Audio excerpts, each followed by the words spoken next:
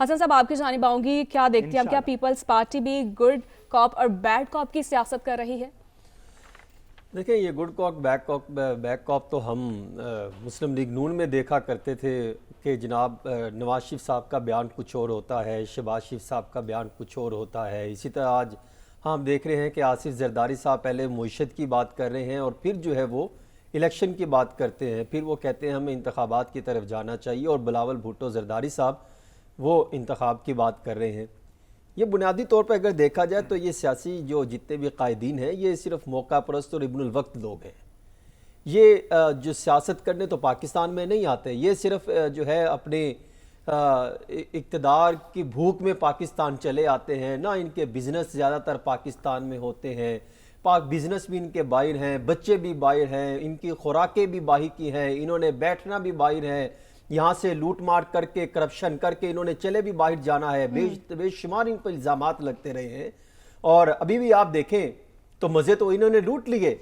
اور یہ بات یہ آج اس مولانا فضل الرحمان صاحب پرسوں جب ملے صحافیوں کو تو انہوں نے تو ایک لمبی جو ہے وہ ایک چارج شیٹ جاری کر دی پیپلز پارٹی کے خلاف کہ وہ ہمارے ساتھ اس وقت بھی چلنے کو تیار نہیں تھے۔ صرف میں ان کو یاد دلاتا چلوں، ان کو بھی، زرداری صاحب کو بھی، کہ یہ جو آپ بات کر رہے ہیں کہ جب پی ڈی ایم کی حکومت آنے کو تیار تھی، جب اس وقت کے پرائم منسٹر کے خلاف تحریک اعتماد کی بات ہو رہی تھی، تو اس وقت جب یہ سب میس میں ملے تھے تو ایک شخصیت آئے کہ اس وقت کے پرائم منسٹر نے کہا کہ آپ اگر تحریک اعتماد واپس لے لیں تو ہم جو ہیں وہ اسمبلیہ تحلیل کر دیتا ہوں میں۔ تو اس وقت تو آصف زرداری صاحب اور مولانا صاحب نے یک زبان ہو کر کہا تھا کہ ہم جو ہے تحریک اعتماد واپس نہیں لیں گے اور ہم تو انتخابات میں بھی نہیں جائیں گے، ہم تو بھرپور طریقے سے اگلا جو ٹینیور ہے وہ مکمل کریں گے۔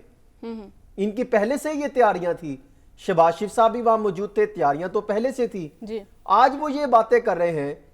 ہم تو چاہ رہے تھے کہ شروع میں انتخابات ہو جائیں، لیکن ملکی حالات دیکھے تو ہم نے کہا کہ ہمیں مقررہ مدت پوری کرنی چاہیے۔ اور دوسری طرف یہ بات کر رہے ہیں کہ ہم جو ہے وہ ملک کو ٹھیک کرنے کے لیے آئے تھے۔ آپ کو یاد ہے نا وہ مہنگائی مارچ کے، پھر اس کے بعد جو ہے وہ کرپشن کے خلاف نعرے، مہنگائی کے خلاف نعرے، اور بے روزگاری کا خاتمہ کریں گے، اتنی ہم یہ بھی سہولیات دیں گے، یہ بھی حکومت دعوے کرتی تھی، پی ڈی ایم حکومت بھی دعوے کرتی تھی۔ اور یہی پاکستان پیپلز پارٹی کے بلاول بھٹو زرداری نے مہنگائی مارچ لاہور سے بھی شروع کیا تھا جو کراچی سے لے کر آئے تھے، میں خود اس کو کور کیا ہے۔ آج یہ ساری چیزوں کو بھول گئے۔ یہی جو ہے وہ پی ڈی ایم جماعتیں مشترکہ طور پہ فیصلے لیا کرتی تھی، آج وہ کہتے ہیں کہ جو مہنگائی مجھ سے دیکھی نہیں جاتی۔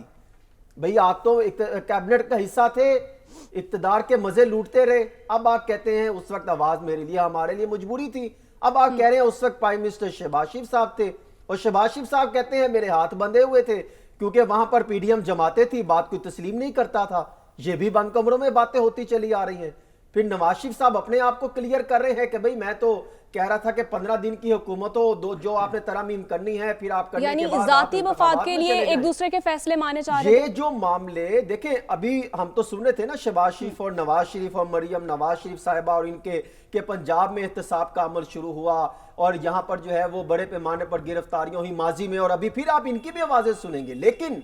ابھی جو معاملہ چل نکلا ہے وہ پاکستان پیپلز پارٹی والے یہ سمجھ رہے ہیں کہ جو سندھ میں جو کرپشن کی داستانیں ہم نے سنی تھی، تعلیم کو بیچا، صحت کو انہوں نے پکڑ کے بیچ دیا، بلڈنگ کے مافیاز وہاں پر بیٹھے ہیں، لینڈ مافیاز وہاں پر موجود ہیں۔ جب یہ چیزیں نکلیں، آپ کو یاد ہے کہ 10 ارب روپے کی گندم جو ہے وہ غائب ہوگی، چوری ہوگی سندھ کے اندر۔ یہ کوئی ڈھکی چھپی بات تو نہیں ہے، یہ انہی کے دور اقتدار کی بات ہے۔ 15 سال ان کا ایک ٹینیور رہا سندھ میں، جہاں پر کرپشن کی کہا جاتا ہے کہ نہریں بہتی تھی، جتنا پیسہ انہوں نے لوٹ مار کی، ان پر الزامات لگے۔ آج وہاں پر جب احتساب کا عمل شروع ہوا، اور ان کو یہ شک ہے کہ شاید جب احتساب کا عمل شروع ہوگا تو ان کے تمام فرنٹ مین کے خلاف جو ہے وہ محاذ کھلیں گے، وہ تمام کے تمام ان کی طرف جائیں گے۔ ایک تو یہاں سے لاہور میں جن کو بیٹھنا چاہیے تھا، مہنگائی کی چکی میں ڈال کر چلے گئے غریبوں کو، وہ تو کوئی جو ہے ایون فریڈ اپارٹمنٹ میں انجوائے کر رہا ہے، کوئی اپنے جو ہے وہ ڈاکٹرز کا چیک اپ کے لیے کسی اور جگہ جاتے دکھائی دے رہے ہیں۔ جو سندھ میں ہونے چاہیے تھے